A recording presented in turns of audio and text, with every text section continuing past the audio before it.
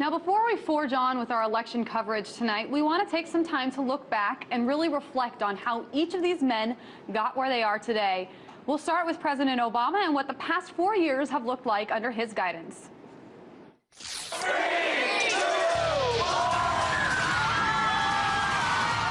11 p.m. on the East Coast, and we have news.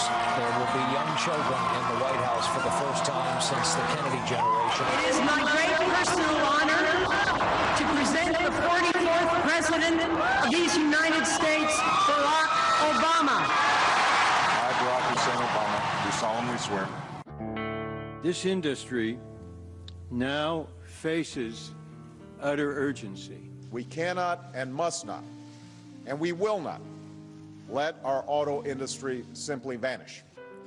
The American Recovery and Reinvestment Act that I will sign today is the most sweeping economic recovery package in our history. The very first promise I made on this campaign was that as president, I will sign a universal health care plan into law. Critics of health reform say it's genuine grassroots anger. It's still a tax increase. That's not true, George. Members of the Senate joined their colleagues in the House of Representatives to pass a landmark health insurance reform package. Kill that bill! Kill that bill! And as Commander-in-Chief, I have determined that it is in our vital national interest to send an additional 30,000 U.S. troops to Afghanistan. Admiral Mike Mullins says nearly half of the 30,000 troops ordered deployed by President Obama are already in theater. And we can see the positive impacts right here at Solyndra. But through the Recovery Act, this company received a loan to expand its operations. Aquí, allá, la lucha seguirá. Fixing our broken immigration system is not only a political issue, not just an economic issue, but a moral imperative as well. It's shaping up as a big Republican night as major networks project they're taking control of the House in this midterm election of 2010. By the time the dust settled early today, Republicans had scored the largest party turnover in 70 years. That 9.8% unemployment rate is the highest since April of this year. Valor and sacrifice are no more limited by sexual orientation than they are by race or by gender or by religion or by creed. This morning, I am proud to sign a law that will bring an end to Don't Ask, Don't Tell. Day of rage, burning fury in the streets of Egypt. The nation of Egypt is probably changing forever, and it may not stop there. What appears to be a revolution is underway.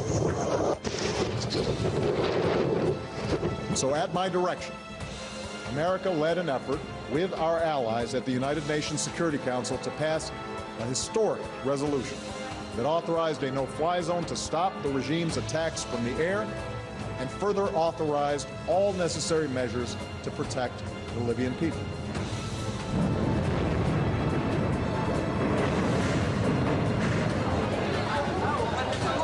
Today we can definitively say that the Gaddafi regime has come to an end. The last major regime strongholds have fallen. Good evening. Tonight, I can report to the American people and to the world that the United States has conducted an operation that killed Osama bin Laden, the leader of al-Qaeda. A growing scandal about what happened after Solyndra received $535 million in taxpayer money. Solyndra declared bankruptcy, laying off all 1,100 workers.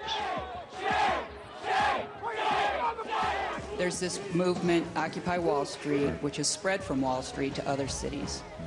They clearly don't think that you or Republicans have done enough, that you're in fact part of the problem. Today, I can report that, as promised, the rest of our troops in Iraq will come home by the end of the year. We're going home!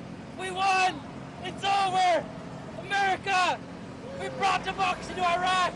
Kill list. Kill list. Kill list. Kill list. You're basing this on reports in the news that have never been confirmed by me, and I don't talk about our national security decisions in that way. Effective immediately, the Department of Homeland Security is taking steps to lift the shadow of deportation from these young people. The Supreme Court has upheld the individual mandate. Barack Obama's signature health care law is constitutional. For me personally, it is important for me to go ahead and affirm that I think same-sex couples should be able to get married. The unemployment rate fell below 8% in September for the first time since 2009. It is welcome news for President Obama following what's been perceived as a weak performance during the debate against Mitt Romney. This is where it got started, Iowa. I believe in you, and I'm asking you to keep believing in me. And if you'll roll up your sleeves, and if you'll work with me, and knock on some doors with me, and make some calls with me, we'll win Scott County again. We'll win Iowa again. We'll win this election again. And we'll finish what we started and remind the world why the United States of America is the greatest nation on earth. God bless you, and God bless the United States of America. All right, and that was a look back at President Obama's first term, which brings up the question, does the president really deserve a second term now in the White House? Ben Cohen, editor of the Daily Banter, joins us now, along with progressive strategist and host of the Richard Fowler radio show, Richard Fowler. Thank you guys for joining us. So first, I want to direct this question to both of you. Richard, you can go first in answering it. Democrats and a lot of progressives have tried to justify a second term for President Obama by saying he's going to be a lot more progressive in his second term. He's really going to do something about the Bush tax cuts. He's going to make Obamacare a lot better. He's going to do all this stuff. You might disagree with my premise, and you might say he has done a lot of great things in the first term. What evidence is there to suggest he will be that real progressive candidate that a lot on the left want him to be in a second term? Is there any at all? Well, I think you can look at the tea leaves here. First, you can see where the president started from and where he's been for the past couple of months. And what we've seen from the president in the past couple of months is a president that realizes that he has a Congress in Washington that's not willing to work with him whatsoever.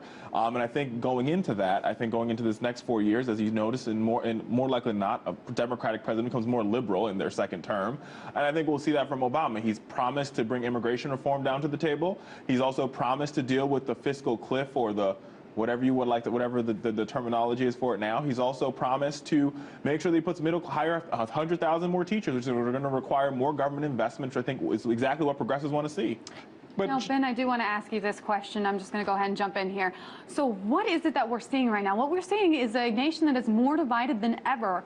Is this President Obama's fault? Is it the Republicans' fault? Or is it everybody's fault in a breakdown of our democracy? I think you've got to put the blame squarely on the Republicans for this. I mean, you have a president who's really governed from the centre, or tried to govern from the centre, and he's been blocked at pretty much every single attempt. Everything he's tried to do, the right has tried to stop him.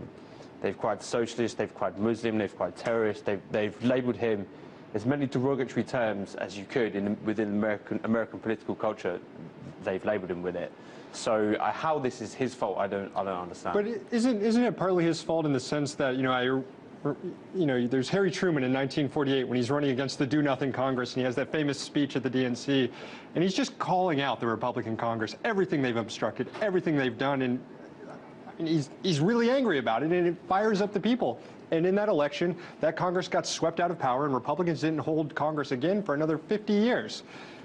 Did President Obama fight enough in those first 4 years to deserve a second term, really? I think you have to look at who he is. It's a completely different time. Also, this is a black man in the White House who has carefully navigated his way into power by dealing with a country that's still essentially, it's quite a racist country. I mean, it's much more progressive than most other industrialized nations. But it's much more progressive than other industrialized nations. I mean, Britain's a pretty racist country too. Yeah. So he's got there by not being confrontational and not being angry. And the last thing that he should do is to get painted as the angry black guy.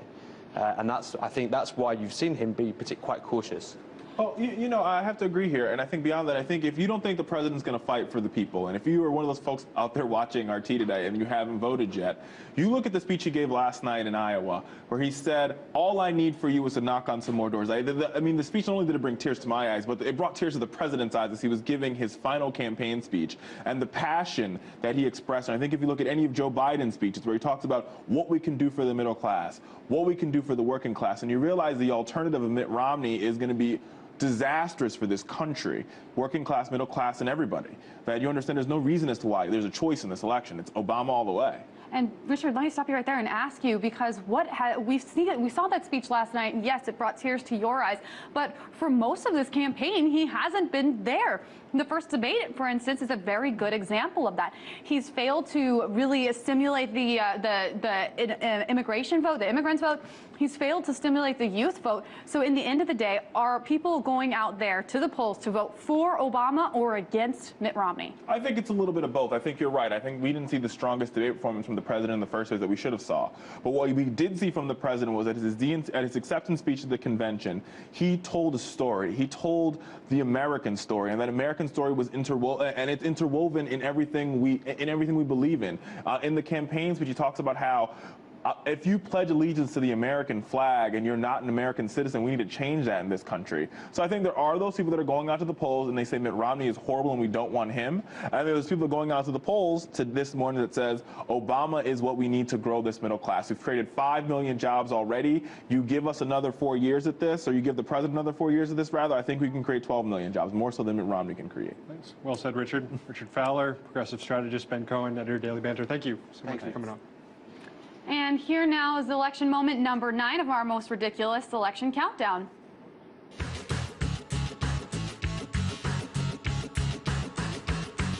I'm ready for the gotcha questions, and they are already starting to come. And when they ask me who's the president of you, Becky, Stan, I'm going to say, you know, I don't know. Do you know? And then I'm going to say, how's that going to create one job?